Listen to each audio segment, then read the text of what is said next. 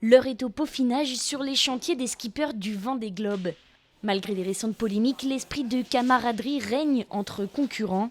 Manuel Cousin devrait partir pour un deuxième tour du monde à la voile en novembre et selon lui, c'est l'enjeu d'une telle course qui rapproche. C'est pas usurpé que de dire que c'est vraiment un sport où il y a vraiment de l'entraide et je le vois même en chantier avec les différentes équipes, il y a beaucoup de coups de main. C'est surtout ce que l'on va faire en fait. On sait qu'on fait un sport engagé, un sport qui potentiellement peut être à risque.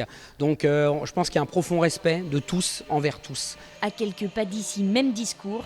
Alors qu'il s'engagera pour un 5e Vendée Globe, Arnaud Boissière évoque des relations humaines tissées au fil des courses au large. Avec Sam Davis, par exemple, avec qui j'ai fait une transat, elle me force à prendre des légumes et des fruits. Du coup, elle m'envoie des photos, voilà. Elle est en train de manger un ananas. Donc moi, je suis ma revanche 2 jours après.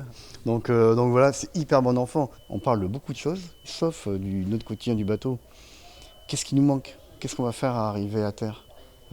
C'est quoi notre premier repas? Et ça fait une vraie bouffée d'oxygène. Donc c'est ça je trouve qui est beau. Bien sûr, tous ne sont pas amis au même point que ces deux skippers.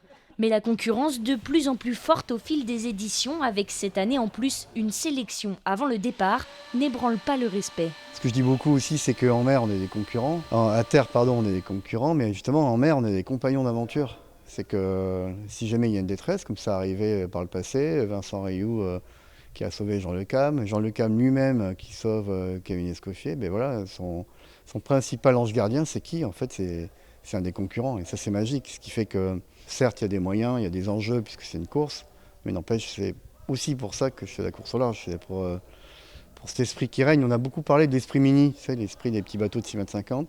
Et il y a un esprit tout simplement de course au large qui est magique.